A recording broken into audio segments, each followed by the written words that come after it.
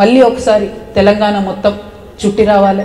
తెలంగాణ ప్రజలు గత 12 సంవత్సరాలుగా ఆయా జిల్లాల్లో అపరిష్కృతంగా ఉన్నటువంటి అనేక సమస్యలు వారిని పట్టి పీడిస్తున్నాయి. వాటిని మనం వాటి దగ్గరికి వెళ్ళి క్షేత్రస్థాయిలో పరిశీలన చేయాలి. తద్వారా ఆ ప్రజల యొక్క భావోద్వేగం కావచ్చు, ప్రాక్టికాలిటీ కావచ్చు, ఎందుకు ఈ సమస్య ఇంత జటిలమైందనే కావచ్చు, ఆ అంశాలు అర్థమైతే వాటిని ప్రభుత్వాల దృష్టికి తీసుకెళ్లాలి. తద్వారా పరిష్కారం వెతకాలనే ఉద్దేశంతో ఈ జనంబాట చేపట్టినాం. మరి ఇది 10వ జిల్లా రంగారెడ్డి జిల్లా. రంగారెడ్డి జిల్లా అంటే హైదరాబాద్ను సర్కిల్ చేస్తూ హైదరాబాద్కు ఒక కంఠహారంలాగా ఉన్నటువంటి జిల్లా.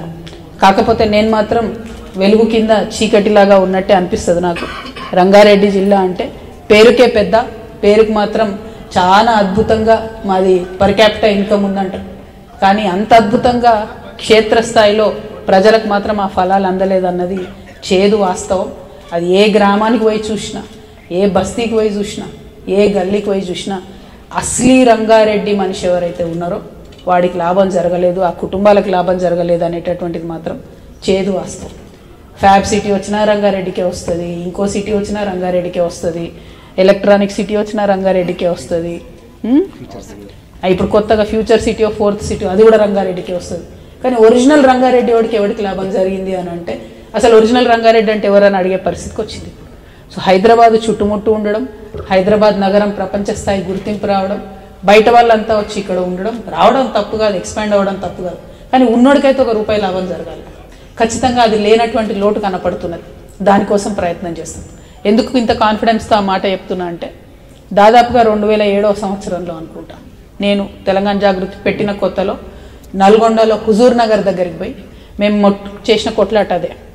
కొలువు కోసం కొట్లాట అనేటటువంటి పేరు పెట్టుకొని స్థానికులకు ఎందుకు ఉద్యోగాలు ఇవ్వరు, మీరు అక్కడ 60-70 సిమెంట్ ఫ్యాక్టరీలు ఉంటే మీరు ఎందుకు ఇవ్వరు స్థానికులకు ఉద్యోగాలని కొట్లాడినాం. అదే ఇక్కడ మహేశ్వరంలో నిన్న మొన్న కూడా సిటీలు ఇచ్చిండ్రు, 100 సిటీలు ఇచ్చిండ్రు. అన్ని వేరే వేరే రాష్ట్రాల నుంచి వచ్చిన కంపెనీలు. లేబర్ని కూడా మన వాళ్ళని తీసుకుంటలేరు కనీసం. మరి దానికోసం అడగాలన్నా వద్దా? అడిగేటోడు ఒకడు ఉంటే ప్రభుత్వాల విధానాల్లో కూడా మార్పు వస్తుంది. అయితేనేమో ఎక్స్ట్రీమ్ మాట్లాడతారు, 80% రిజర్వేషన్ ఇవ్వాలి లోకల్స్ కంటారు. అంటే ఒక కంపెనీ వాడు కూడా రాడు. కనీసం వచ్చిన కంపెనీ వాడిని నువ్వు ఎంత శాతం తీసుకుంటావు, ఎట్లా అయితే వాడికి ఫ్రీ సబ్సిడీ ఇస్తున్నాము, ఫ్రీ ల్యాండ్ ఇస్తున్నాము, తక్కువ ధరకు అనేక రాయితీలు ఇస్తున్నాము, ఇచ్చినప్పుడు మరి లోకల్ ఎంప్లాయ్మెంట్ ఎంత ఇస్తావు అనేటటువంటి మాట ప్రభుత్వాలు మాట్లాడలేకపోతున్నాం.